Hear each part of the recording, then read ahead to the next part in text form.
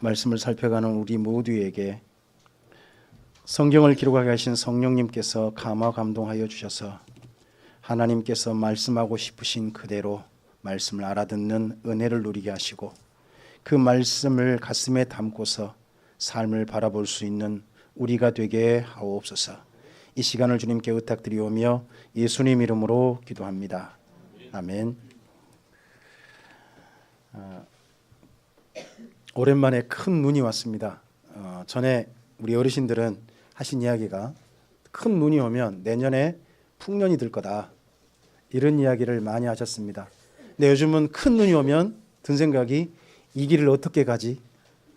좀 시대가 달라져 가지고 생각이 좀 많이 바뀌었습니다. 근데 큰 눈이 오면요, 겨울에 이제 비가 오는 거고 사실은, 그렇죠? 거기다가 큰 눈이 왔다가 추워진다는 거거든요. 추워지면요, 밭에 있는 수많은 병충해들이 많이 죽습니다. 죽는 바람에 내년 농사가 훨씬 도움이 돼요. 그래서 이 추위 또한 굉장히 피해도 있지만 한편 생각해 보면 추위 또한 하나님의 선물입니다. 그래서 하나님께서는 모든 것을 때를 따라 아름답게 하는 겁니다. 겨울에는요, 어떤 게 아름다운 겁니까? 그러니까 추위도 하나님의 선물로 우리가 여겨야 됩니다. 여러분, 추위가 가득하니까 뭐가 충만합니까? 감기가 충만합니다. 저도 지금 감기로 해서 목소리가 조금 좀 굴잖아요. 그래서 우리 집은 지금 현재 감기로 충만한 집이 됐습니다. 그러니까 우리 집 식구를 가까이 하시지 말길 바랍니다. 오늘은. 하지만 이 모든 것들을 통해서 결국은 때를 따라 아름다운 것들이 합력하여서 선을 이룰 것입니다. 우리 사랑하는 성도님에게 우리 그렇게 서로 마음을 좀 따뜻하게 이루합시다. 추위도 하나님의 선물입니다. 네. 이 추위뿐만 아니라 삶의 추위 또한, 우리가 느끼는 수많은 추위도 하나님의 선물임을 기억한다면 이 모든 것이 합력하여서 선을 이룸을 나중에 확인하게 될 겁니다. 오늘 우리가 창세기 29장 말씀을 함께 좀 살펴갈 텐데요. 29장은 기억이 나실지 모르겠습니다. 지난번 야곱이 세상에 하루에 94km나 되는 길을, 그 산길을 달려가지고 베델에서 지쳐 쓰러져가지고 하나님 배웠던 기억나십니까? 예. 그 말씀 후에 드디어 야곱이 정신 차리고 힘을 내서 그가 밧단 아람에 이르렀습니다. 근데 밧단 아람에 이르렀는데 재밌는 표현을 합니다. 여러분 29장 1절을 보세요. 1절만 읽어봅니다. 야곱이 길을 떠나 동방 사람의 땅에 이르렀다는 겁니다. 여러분, 밧단 아람 하란에 이르렀는데 어디 이르렀다고 해요? 여러분, 동방 사람 땅 그럼 어디가 떠오르세요? 그러니까 우리가 성경을 읽어보면서요, 사실 우리의 어떤 편견이나 우리의 선입견이 성경을 오해하게 만든 경우도 있어요. 여기서 동방이라는 개념을 정확히 이해하셔야 돼요. 성경 읽다 보면 동해가 나오고 서해도 나와요. 또 북방이 나오고 남방도 나오고 합니다. 동방이 나오고 서방도 나와요. 근데요, 그것은 어느 한 곳을 중심으로 하겠죠. 기준하는 곳이 있지 않겠습니까? 지금 현재 전 세계에 기준하는 곳이 어디죠? 영국에 있는 그린위치인가요? 그린위치 천문대 거기죠. 그 천문대 거기가 기준점이 되잖아요. 전 세계에. 그런 것처럼 이스라엘 민족은 어디가 기준이라 생각했느냐? 가나안 땅이 세상의 중앙이라고 생각을 했어요. 하나님께서 또한 세상의 중앙에 너희를 두었다라고 말씀하셨거든요. 그러니까 어디가 기준점이에요? 가나안 땅이에요. 그럼 가나안 땅의 동쪽은 뭐예요? 동방인 거예요. 동방. 그러니까 하란 땅도 가나안 땅을 기준으로 어느 쪽이니까? 동쪽이에요. 그러면 이스라엘 민족이 생각하는 동해는 어딜까요? 이스라엘 민족이 생각하는 동해, 저 멀리 아라비아인데 이스라엘 민족이 생각하는 동해 바다, 사해 바다예요. 서해는요, 지중해입니다. 그러니까 우리 개념이 아니라는 거, 성경을 읽으면서 성경은 이스라엘 민족의 기본 개념 정신으로 돼 있다는 겁니다. 그런가 하면 여러분, 유럽 지금 현재 세상 지명은 동쪽 땅 또 서쪽 땅이라는 이름이 있죠. 동쪽 땅이라는 이름을 갖다가 정식 지명으로 쓰고 있는 이름이 있습니다. 동쪽 땅. 뭐죠? 그게 아시아. 아스이아라는 말이 동쪽의 땅이란 말이에요. 동쪽의 땅. 그리고 서쪽 땅이 뭐죠? 그게 유로피아, 유럽. 유럽이란 말이 서쪽 땅이란 말이에요. 그럼 어디를 기준으로 동쪽 땅, 서쪽 땅인 거죠? 거긴 또 어디 기준이에요? 거기는 그리스예요. 그리스. 그리스를 기준으로 또 그렇게 말을 한단 말이에요. 그러니까 우리가 누군가 보면 지명은 다 기준을 두고 있습니다. 여러분 우리나라도 보면 옛날에 불리기를 스스로 이렇게 불렸죠. 동이라고. 동이, 북흉 뭐 그렇게 불리잖아요. 어디를 기준으로 하는 거예요? 중국. 중국을 기준으로 그렇게 말하잖아요. 그리고 성경에도 기준점이 있습니다. 그 하란 땅에 이르러서 그곳에서 가장 첫 번째 만난, 여러분 내가 처음 주를 만났을 때, 여러분 그럴 수도 있지만 내가 처음 라헬을 만나자마자 첫눈에 반한 사람, 그 사람이 야곱입니다. 여러분 첫눈에 반한 사람 혹시 있으신 분? 오늘 결혼한 분 가운데, 부부로 계신 분들 가운데 내가 이 사람 보자마자 첫눈에 반했어요 하는 분 손 한번 들어봐요.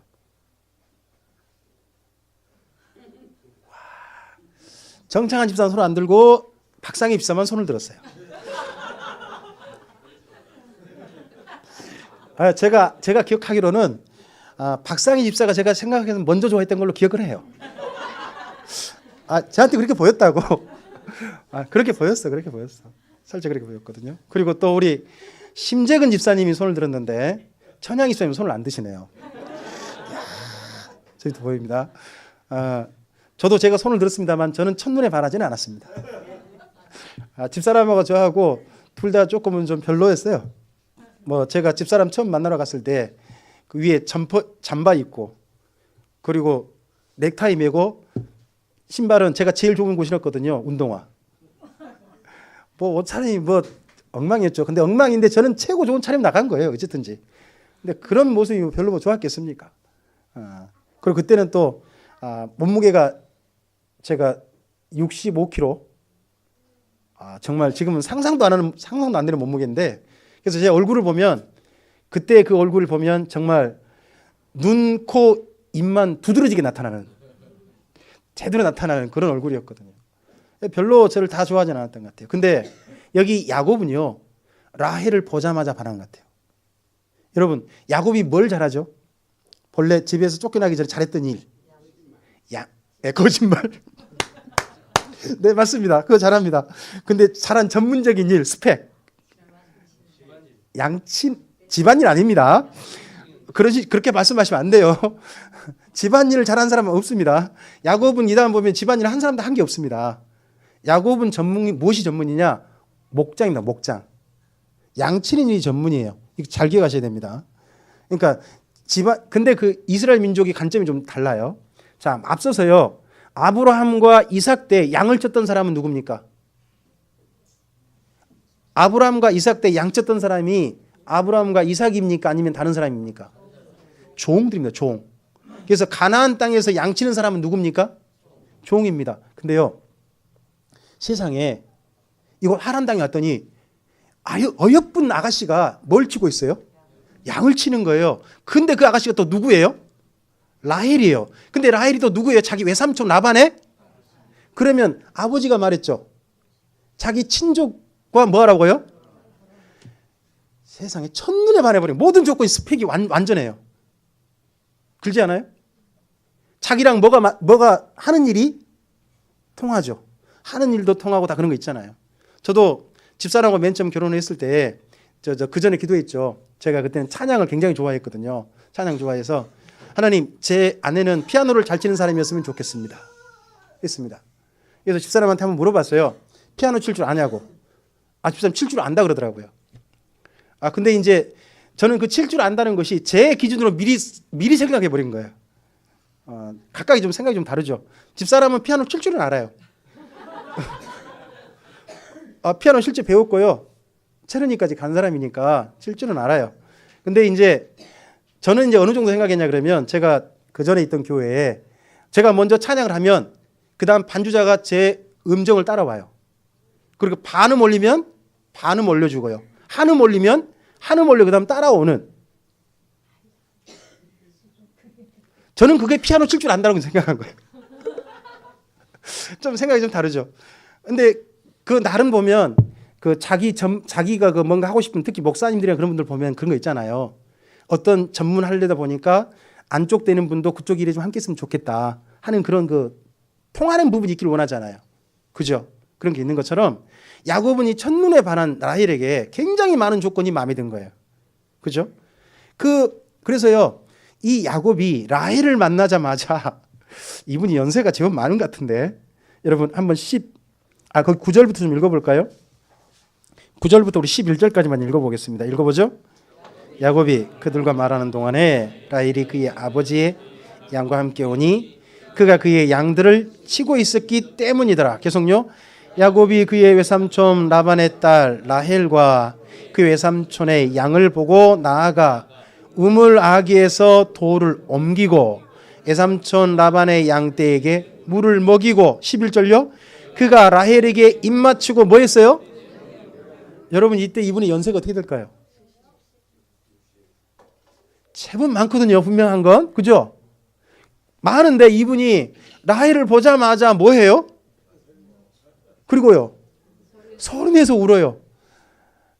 여러분 어떻게 보면 그의 저 형하고 동생하고 좀 닮은 게 좀 있는 것 같아요. 감정이 북받치면 울어. 사냥하는 에서도 자기가 아버지의 축복을 못 받는다고 하니까 뭐예요? 서른에서 막 울잖아요. 근데 여기 보니까 이 야곱도요. 얼마나 반갑고 얼마나 좋았으면 이 라헬을 보자마자 울어. 이분들은 감정이 정말 좀 풍성한 남자들인가 봐요. 이렇게 감성이 풍성한 남자들과 여러분 살고 계십니까? 감정이 메마른 남자들과 살고 계십니까? 그럼 한번 여쭤보겠습니다. 감정이 풍성한 남자랑 사는 게 좋습니까? 감정이 좀 없는 남자랑 사는 게 좋습니까? 중간은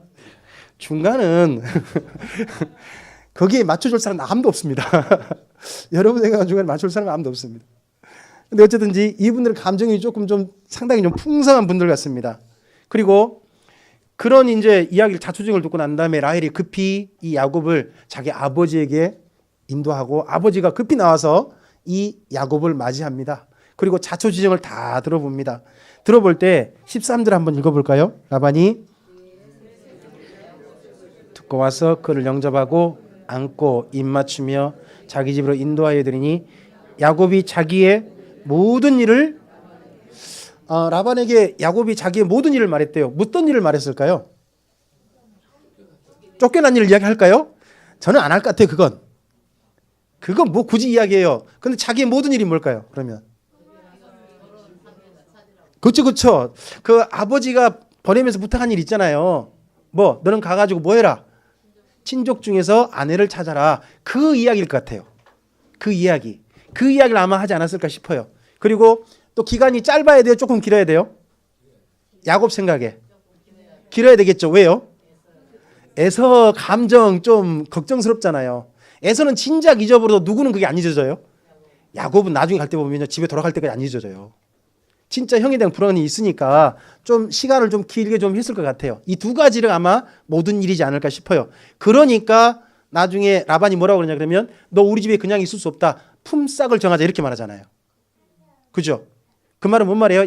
야곱이 분명히 라반한테 이야기할 때 좀 오래 있겠다 하는 이야기 했다는 글로 아마 좀 비춰져 볼 수 있다고 생각을 해요. 그러니까 나중에 라반이 품삯까지 정하죠. 품삯을 정하려고 했을 때 야곱이 뭘 원합니까? 자, 우리 15절부터 좀 읽어봅시다.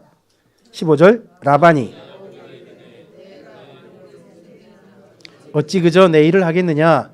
내 품삯을 어떻게 할지 내게 말하라. 라반에게 두 딸이 있으니 언니의 이름은 레아요 아우의 이름은 라헬이라. 레아는 시력이 약하고 라헬은 곱고 아리따우니 야곱이 라헬을 더 사랑함으로 대답하되 내가 외삼촌의 작은 딸 라헬을 위하여 외삼촌에게 7년을 섬기리다 합니다. 여러분 전에요 이스라엘 민족은 결혼할 때 풍습이 어떻게 되냐 그러면 그 어떤 집에 딸을 데려가려면 그 집에 혼례품을 줘야 돼요. 혼례비를 지불해야 돼요. 근데 야곱이 돈 있나요 없나요? 없잖아요. 없으니까 어떻게 하겠다고요? 자기의 일한 값으로 대신에 누구를? 따님을 데려가겠습니다라고 한 겁니다. 이 조건이면 어때요? 괜찮아요? 안 좋아요? 라반이 아주 좋죠. 라반은 괜찮은 조건입니다. 그럴 때 여러분 딸이 2명 있다 그러죠? 누구요? 레아하고 라헬. 여러분 둘 중 누가 이뻐요? 그러면 레아는 이쁠까요? 안 이쁠까요? 여러분 여기 시력이 약하다고 돼 있죠? 시력이 약하다. 근데 약하다는 표현이 이게 히브리어는 라크라고 하는 말인데요. 라크. 근데 그 뜻이요. 부드럽다. 온화하다 이런 뜻이에요. 그러면 레아는 눈빛이 어떤 남자를 쳐다보거나 상대편 쳐다볼 눈빛이 어떻다는 거예요? 곱고 그냥 내리깐다는 얘기예요. 우리나라 흔히 하면 다소곳하다. 그러니까 레아는 자기 표현을 적극적으로 하는 사람? 아니라는 사람이에요. 표현을 적극적으로 하는 게 아니라 그냥 자기를 감추고 그냥 다소곳하게. 그렇죠? 그렇게 있는 사람이 누구? 레아고요. 근데 여기 라헬은 어떻게 표현됐냐? 우리나라 표현을 일부러 같은 단어니까 2개를 좀 다르게 놨어요. 라헬은 곱고 아리답다 그러죠. 여러분 곱고 아리답다. 두 말이 같은 말인가요? 틀린 말인가요? 같은 말이에요. 곱다는 말과 아리답다 같은 말이잖아요. 원래 이 단어가 뭐냐 그러면요. 아름답고 아름답다예요. 그러니까 라헬은 어쨌다고요? 아름답고 또 아름답다. 그러니까 이게 반복될 정도로 이쁜 사람이 누구였다? 라헬이었다. 이런 뜻이에요. 그러니까 레아가 안 이뻤단 말은 아니에요. 다만 레아는 자기 표현을 적극적으로 하는 여자는 아니었다 하는 그런 뜻인 거예요, 그냥. 근데 이 둘 중에 누가 더 눈에 들어올까요? 그리고 처음 만난 사람이 누구예요? 여러분, 하나님의 뜻은 어디 있습니까? 처음 만남이 있습니까? 그 다음 만남이 있습니까?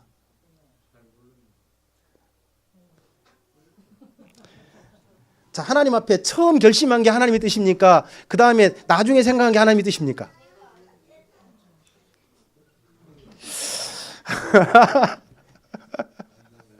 자, 오늘 어쨌든지 여기 야곱은 라헬이 너무 자기 아내로 맞이하고 싶었대요. 그래서 라헬을 뭐 해달라?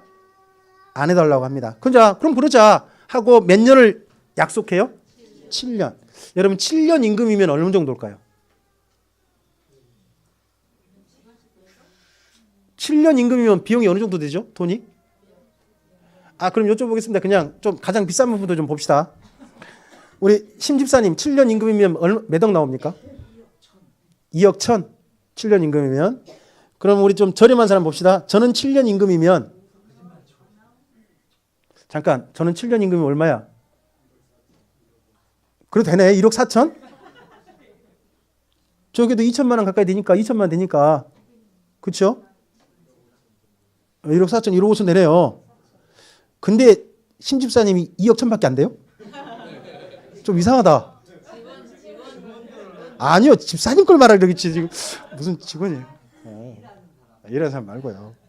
하여튼 그 비용이 그 정도면 어때요? 진짜 비용을 많이 줬다는 이야기예요. 데려간 값으로 많이 요구한 거예요. 근데 기꺼이 그걸 주겠다는 사람이 누구? 이 조건이요. 누구한테 유리한 조건이에요? 여러분 처음부터 라반이 후려쳤어요. 본거에 보니까 라반이 사람 보니 눈이 있어갖고요. 이 야곱은 어떻게 된다? 이미 얘는 뿅 갔다. 뿅 갔다. 얘는 많이 불러도 어떻게 한다? 그냥 한다 싶으니까 몇 년? 7년을 했어요. 7년 시켜보니까 일을 잘할까요? 못할까요? 일을 무지 잘해. 너무 잘해. 잘해도 너무너무 잘해. 아이고 그러니까 이 사람이 7년 지내고 난 다음에 7년 되면 누구를 줘야 돼요? 라헬을 줘야 되잖아요. 근데 얘를 좀 더 부려먹고 싶어. 그럼 어떻게 해야 될까요? 자, 거기 내용을 좀 읽어보도록 하겠습니다. 우리 21절.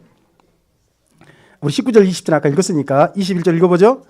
야곱이 라반에게 이르되 내 기한이 찼으니 내 아내를 내게 주소서 내가 그에게 들어가겠나이다. 라반이 그곳 사람을 다 모아 잔치하고 저녁에 그의 딸 레아를 야곱에게로 데려가매 야곱이 그에게로 들어가니라. 라반이 또 그의 여종 실바를 그의 딸 레아에게 시녀로 주었도다. 25절 첫머리요. 야곱이 아침에 보니 누구더라? 그러면 지난 밤에 여자 얼굴 봤어요, 못 봤어요? 여러분 이해되세요? 아, 평소 누구 얼굴을 맨날 보고 살았을까요? 라헬 얼마나 봤겠어요. 드디어 저 여자가 내 여자다. 근데 막상 결혼한 그날 밤에 누구 얼굴이 못 봐요? 왜 그러죠? 첫째, 술을 많이 먹어요. 맞아요. 자, 이스라엘 민족은 잔치를 며칠 하죠? 가나온 잔치 생각해보세요. 가나온 잔치. 3일 하잖아요. 3일. 징탕 먹게 되는 거요. 그리고 또 하나. 깜깜해요. 맞아요. 지금은 뭐예요? 옛날엔요. 거기다 천막 쳐불고 천막 아니면요. 그러면 여자 어떻게 해야 될까요? 더듬었죠. 그러면 아마도 분명히 라반이 말했을 거예요. 레아한테 너 아무 말 하지 마라. 너 아무 말 하지 마라. 분명히 그랬을 거라. 그래서 그랬는지 이 세상에 발견이 언제 됐다고요? 아침에 됐어요. 그럼 이게 이스라엘의 결혼 풍습이거든요. 그러면 그때요. 신부는 그 결혼식장 자리에 있었던 거예요, 없었던 거예요? 없었어요. 잘 생각하세요. 이게 나중에 신약 성경에 한 가지 비유로 나와요. 여러분 10명의 처녀 있죠? 신랑을 맞으러 나간 10명 등 들고 나간 10명의 처녀 있잖아요. 10명의 처녀가 신부예요? 누구예요? 신부 아닙니다. 신부는 어디에 있어요? 신방에서 못 나와요. 신방에서 못 나오고 그 남자도 그리고 잔치자리에 술 잔뜩 먹여서 집어 놓는단 말이에요. 그러니까 10명의 처녀는 신부가 아니라 신부 친구들. 우리 흔히 하는 말 들러리라 그러죠. 들러리들이 어떤 역할을 할까요? 그러면 신랑을 어디로?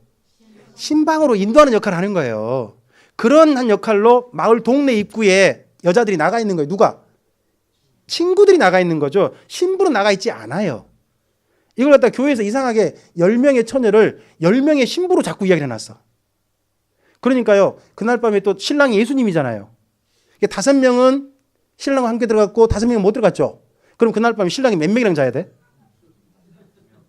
여러분 그 신랑이 예수님이잖아요. 그럼 예수님 하룻밤에 몇 명과 자야 된다고? 이상하게 만들어놨다니까 이야기를. 그런 거 아니라니까요. 그 이야기를 오해한 거예요. 우리나라식으로 오해한 거고 거기는 결혼 풍습에 의하면 신부는 나오지 못해요. 근데 아침에 보니까 발견했어요. 보니까 야곱이 얼마나 화가 났겠어요. 그래서요 25절 읽어보겠습니다. 아침에 보니 레아라 라반에게 이르되 애삼촌이 어찌하여 내게 이같이 행하셨나이까? 내가 라헬을 위하여 애삼촌을 섬기지 아니하였나이까? 애삼촌이 나를 속이심은 어찌 됨입니까? 여러분 야곱이 몇 번째 속아봤을까요? 아마 이게 처음 속아본 걸 거예요. 자기가. 그전에는 맨날 속여봤지. 자기가 속임당한 건 처음이었을 거라. 진짜 어땠을까요? 이거 보면요 항상 이 말 있죠. 여러분 걷는 자 위에 뛰는 자가 있고 뛰는 자 위에 나는 자 위에요 붙어 다니는 자가 있대요. 그거 참 보면 각각의 그게 더 뛰어난 자가 있대. 더 뛰어난 자가. 근데 이거 보니까 야곱 위에 누가 있어요? 라반이 있어요. 야곱 그건 12바 손안에 쭈물럭 거려볼 정도로 대단한 사람이 라반이에요. 제대로 임자 만난 거죠. 그래가지고 자기도 속았다고 이거 분해합니다. 그러니까 라반이 속어도 어쨌든 간에 라헬을 기어이 원하잖아요. 그러니까 기꺼이 그 다음 조건 제시합니다. 지금 누가 당당하느냐?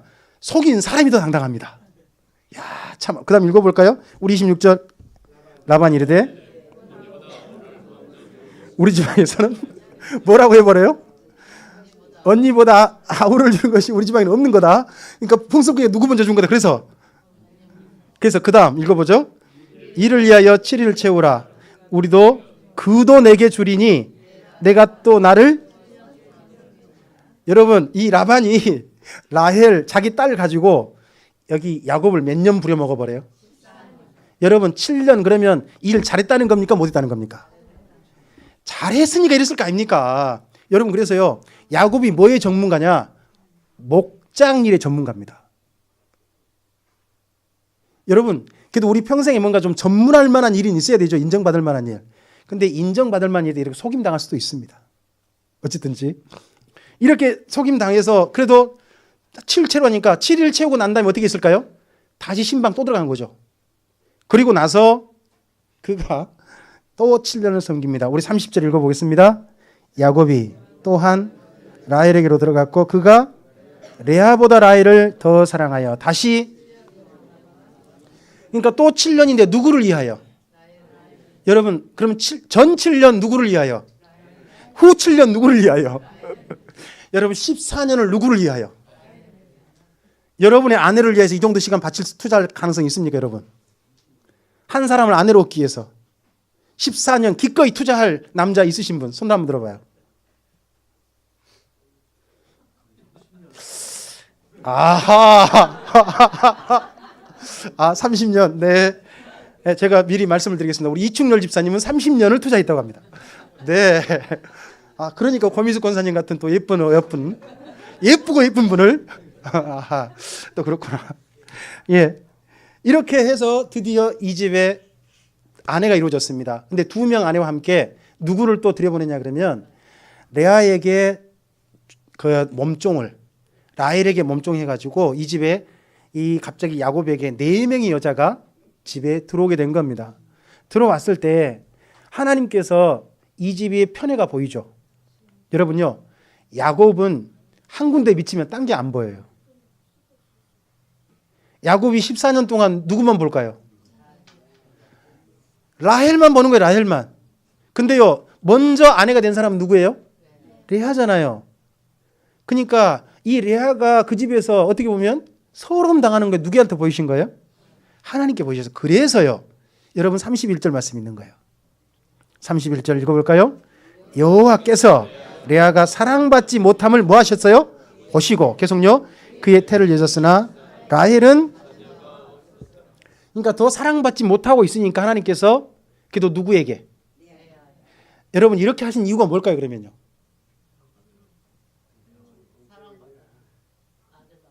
전 여러 가지 뜻이 있다고 생각합니다. 하나는, 첫째는 레아를 위한 겁니다.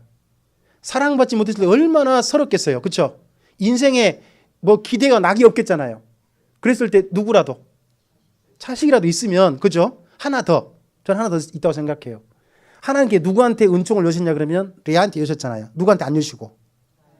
그러면 이럴 때 누구 보고 좀 제발 정신 좀 차리라고. 야 그만 미치고 제발 정신 좀 차려라. 너의 아내가 2명이다. 야곱에게. 야곱에게도 그런 시각이 있었다고 생각해요. 근데 야곱은 한번 맛이 가면 돌아올 줄 몰라요. 이분은 미치면 절대 거기서 빠져나오지 않습니다. 끝까지 미칩니다. 하여튼 제대로 미쳐가지고 야곱은 안 해요. 근데 그의 아내 레아가 이 때문에 상당한 위로를 얻던 것 같습니다. 아이 4명이 몇 년 사이에 태어났는지 모르겠어요. 근데 첫째 아이 태어났을 때 보십시다. 32절 읽어볼까요? 레아가 임신하여 아들을 낳고 그 이름을 루벤이라 하여 이르되 여호와께서 나의 괴로움을 돌보셨으니 이제는 남편이 나를, 자기의 괴로움, 언니인데 한 남편의 아내가 돼가지고 서름 당하고 있는 그 괴로움을 하나님께서 돌보셨다. 그리고 그가 이 첫째 아이를 낳고 난 다음에 여기 레아가 기대하는 게 뭡니까? 기대하는 거. 이제는 내 남편이 나를, 당연한 거죠. 그렇지 않겠습니까? 그 다음 또 봅시다. 둘째 아이 태어났습니다. 33절입니다.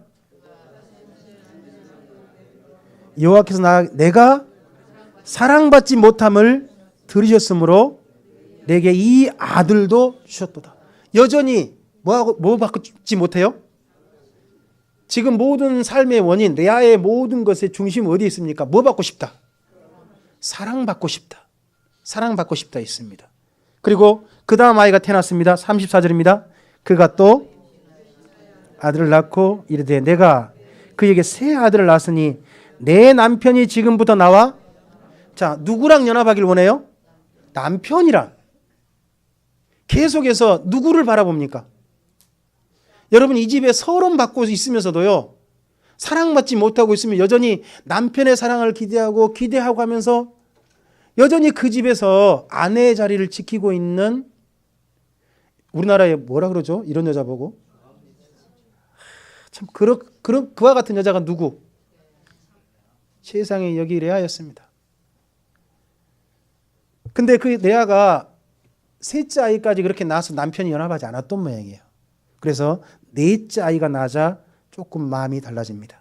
우리 35절 읽어볼까요? 그가 내가 이제는 여호와를 찬송하리로다 하고 이로 말미암아 그가 그 이름을 유다라 하였고 그의 출산이, 자 여러분 35절 정도 오니까 넷째 나올 때부터는요 뭐에 대해서 좀 단념한 것 같죠? 남편은 사랑받는 거? 어떻게 보면 참 슬픈 여인이 저는 레아라고 생각해요. 진짜 슬프디 슬픈 여인. 근데 이런 이야기를 성경은 있는 그대로 해놔요. 자, 오늘 여기까지거든요. 우리가 좀 이 말씀 속에서 두 가지 봤으면 좋겠어요.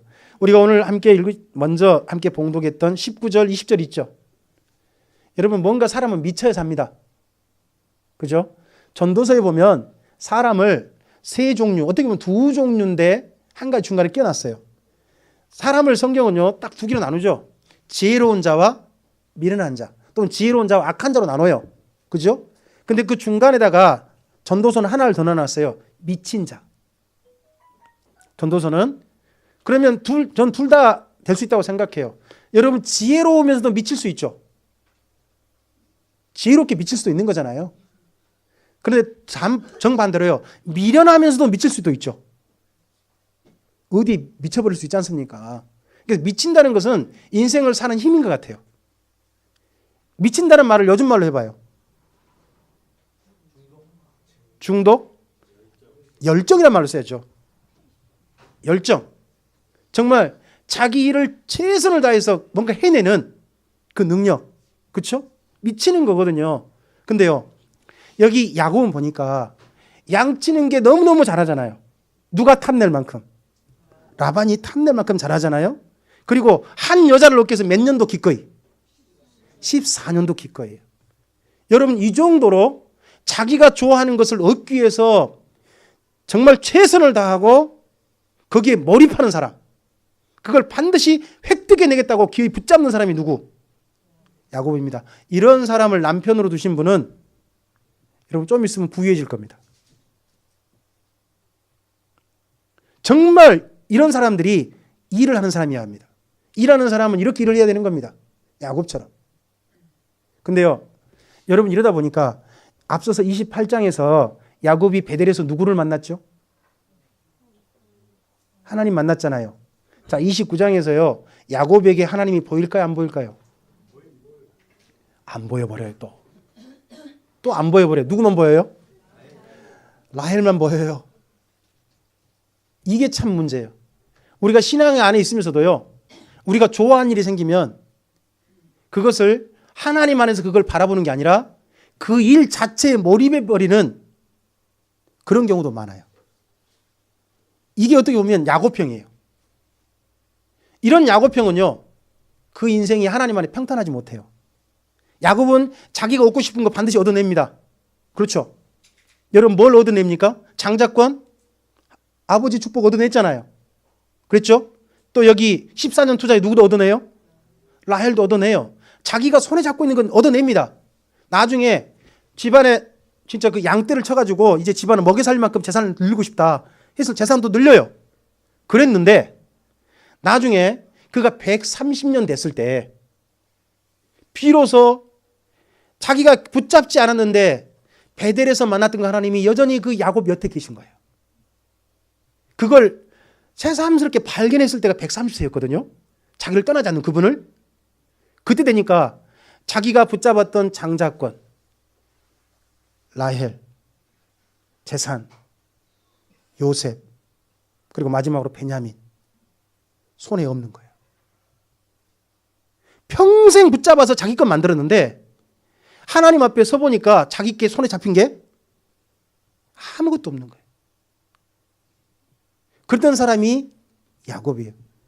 그러자 비로소 그때 야곱이 그때사 하나님을 붙잡아요. 그리고 17년 더 삽니다. 여러분, 그렇게 되기까지 야곱은요, 자기가 몰입한 거, 자기가 지금 현재 빠지는 거에서 하나님을 발견하지 못해 그 일 자체에, 자기가 좋아하는 그것 자체에 몰입해 버려 갑니다. 여러분, 우리가 주님 안에서 신앙한다는 건 다른 게 아닙니다. 우리가 좋아하는 일도 어디 안에서? 하나님 안에서 해석하고 하나님 안에서 그 모든 일들을 준비해 가고 감각해 가는 것이 신앙이라는 겁니다. 우리가 하는 일 최선을 다해 하시기 바랍니다. 우리 사랑하는 성도님에게 서로 그렇게 말씀합시다. 성도님의 일에 열정을 가지시기 바랍니다. 여러분, 좋은 열정은 좋은 겁니다. 그러나 하나 더 말씀합시다. 그 열정 넘어 하나님을 기억하시기 바랍니다. 이걸 잊어버리면 안 됩니다. 그 열정이 하나님을 넘어가 버리면 그것은 그 일 자체가, 또는 내가 빠지고 있는 그것 자체가 우상이 되어버립니다. 결코 그렇게 되지 말길 바랍니다. 하나 더, 오늘 레아를 보시기 바랍니다. 한번 따라서 해볼까요? 내가 얻고자 해도 끝내 내 것이 안 될 것도 있을 수 있다. 여러분, 레아는 끝내 남편의 진짜 사랑은 받지 못한 여인으로 성경은 어떻게 보이면 보입니다. 그가 가장 원했던 게 뭡니까? 남편의 사랑이었잖아요. 우리 평생에요, 꿈꾸는 게 여러 가지 있을 수 있다고 생각합니다. 여러분, 저는 나중에 맨 처음에 40대, 30, 40대 어떤 꿈을 꿨냐 그러면, 하나님, 나중에 더는 말고 한 27평짜리 아파트에서 우리 애들 다 오면 맞이할 수 있는 그런 날은 노년에 좀 주시옵소서 라는 시간을 좀 가졌거든요. 근데 지금 50시 되니까 든 생각이 뭐냐? 주님, 그건 포기하겠습니다. 지금은 저 그런 생각하지 않습니다. 우리 각자가 보면 나중에 나름대로 꿈꾸고 있는 게 있고요, 목표한 게 있습니다. 근데 그것이요, 이루어질 수도 있지만 어떻게 보면 안 이룰 수도 있는 겁니다. 소원한 게 있지만 소원이 꼭 내 것이 되지 않을 수도 있는 겁니다. 여러분, 그래서요, 내 소원이 곧 하나님의 소원이다, 내 소원을 반드시 하나님 응답해 주신다, 그렇게 생각하시면 안 됩니다. 여기 레아를 보시기 바랍니다. 레아가 계속 아이를 낳을 때마다 누구를 향해서 소원을 드립니까? 하나님께 소원을 드리잖아요. 근데 이 소원은 들어주지 않습니다. 여러분, 이럴 수도 있다는 것도 기억하셔야 됩니다. 그래서 우리 인생의 일은 하나님께 달린 거고, 그렇죠? 소원을 이루어 주신 분도 결국 누구에게 달린 거다? 하나님께 달린 거다 기억하고 가야 됩니다. 그리고 어떻게 보면 저는 35절 자세가 때때로 필요하다고 봅니다. 35절. 레아가 단념했을 때 그에게 비로소 남편의 의존된 삶에서 벗어나서 레아라고 하는 삶으로, 하나님 앞에 서 있는 레아라고 하는 삶으로 그가 새롭게 시작하게 됩니다. 때때로는요, 뭔가를 단념해야 할 때가 있습니다. 기대했던 것 단념할 때, 그때 비로소 새로운 삶이 시작되어진다는 것, 여러분, 이것도 꼭 기억하시고 주님 앞에 우리의 삶을 걸어갔으면 좋겠습니다. 기도하시겠습니다. 주님, 감사합니다. 오늘 함께 주의 말씀을 드렸습니다. 이 말씀들이 다시 한번 우리의 삶을 걸어가는 힘이 되게 하옵소서. 우리의 삶 속에서도 우리가 참으로 하나님 안에 지혜롭게, 하나님 안에서 열정을 가지고 몰입해야 될 일도 있을 줄로 압니다. 그러나 우리가 몰입해야 될 그것에, 우리가 좋아하는 그것에, 그것이 하나님보다 더 커져버리는 그런 일이 없도록 우리를 도와주시기를 원합니다. 그리고 또한 주님, 우리의 삶 속에서 우리는 소원을 가졌으나, 우리가 꿈꾸고 우리가 기대하나 때때로 어떤 것은 단념해야 할 것이 있을지도 모르겠습니다. 주님, 그러할 때 그런 것들을 제대로 빨리 파악하고, 그리고 하나님 안에서 새롭게 우리 자신을 준비하고 서는 바로 그러한 사람으로 우리 자신을 정돈할 수 있도록 우리를 인도해 주시길 원합니다. 우리 생각과 우리의 가치관과 우리의 삶의 자리를, 우리가 서 있는 곳곳을 살피게 해주셔서 다시 한번 주님 앞에 새롭게 서는 우리 자신이 되도록 인도해 주시옵소서. 의탁드리오며 예수님 이름으로 기도합니다. 아멘.